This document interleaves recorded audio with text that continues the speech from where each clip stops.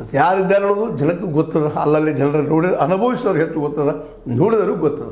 ಇಂಥ ಪ್ರಸಂಗದಲ್ಲಿ ವಿದ್ಯುತ್ ಸಂಘದ ಚುನಾವಣೆ ಮಾತ್ರ ನಿಶ್ಚಿತವಾಗಿಯೂ ಈಗಂತೆ ಮತ್ತು ಸ್ಪಷ್ಟ ಆಗ್ತಾ ಇದೆ. ಎರಡೂ ಕಡೆಯವರು ಅದನ್ನು ಟಾರ್ಗೆಟ್ ಮಾಡಿ ಮೇನ್ ಕೆಲಸ ಮಾಡ್ತಾಯಿದ್ದಾರೆ. ಯಾಕಂದ್ರೆ ವಿದ್ಯುತ್ ಸಂಘದ ಇವತ್ತು ಗೆದ್ದು ಅಂತಂದ್ರೆ ಜಿಲ್ಲಾ ಮಟ್ಟದಲ್ಲಿ ನಿಶ್ಚಿತವಾಗಿ ಅದು ಪ್ರಭಾವ ಮಾಡೇ ಮಾಡ್ತದೆ.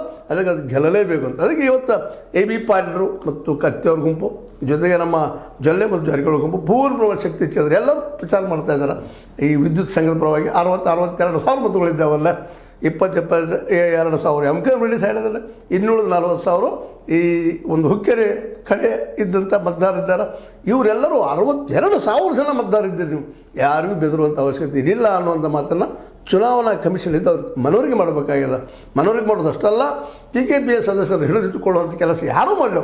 ಯಾರು ಜಾರಕಿಹೊಳಿ ಕಡೆಯವ್ರು ಮಾಡಲಿ, ಜೊಲ್ಲೆ ಕಡೆಯವ್ರು ಮಾಡಲಿ, ಕತ್ತಿಯವ್ರ ಕಡೆಯವ್ರು ಮಾಡಲಿ, ಯಾರು ಮಾಡಿದರೂ ಅವರನ್ನು ಸ್ವತಂತ್ರವಾಗಿ ಮತ ಹಾಕೋದಕ್ಕೆ ನಿಲ್ಲಿಸಿದರೆ ನಿಶ್ಚಿತವಾಗಿಯೂ DCC ಬ್ಯಾಂಕ್ ಮುಂದಿನ ದಿನದಲ್ಲೇ ಯಾರೋ ಒಬ್ಬರ ಕೈಯಲ್ಲಿ ಸಿಕ್ಕೊಂಡು ಅದು ಯಾರಿಗೂ ಸಾಲ ಕೊಟ್ಟು ದಿವಾಳಿ ಹೇಳುವಂಥ ಪ್ರಸಂಗ ಬರಬಾರ್ದು ಅನ್ನಿಸೋದು ಇಲ್ಲಿಯ ಜನರ ಅಭಿಪ್ರಾಯ ಆಗ್ಯದ. ಯಾಕಂದ್ರೆ ಈಗಾಗಲೇ ಧಾರವಾಡದ ನಮ್ಮದು DCC ಬ್ಯಾಂಕ್ ಆಗಿರ್ಬೋದು, ಬಾಗಲಕೋಟೆ DCC ಬ್ಯಾಂಕ್ ಆಗಿರ್ಬೋದು, ಇಂಥ ಜನರಿಗೆ ಕೊಟ್ಟು ಅಥವಾ ಒಂದು ಗುಂಡಾಗಿರಿ ಅಥವಾ ರಾಜಕೀಯ ಮಾಡೋದು ಜನರ ಕೈಯಲ್ಲಿ ಕೊಟ್ಟು ಅವ್ರು ದಿವಾಳಿ ಆಗಿದ್ದನ್ನು ನಾವು ನೋಡ್ತಾ ಇದ್ದೀವಿ.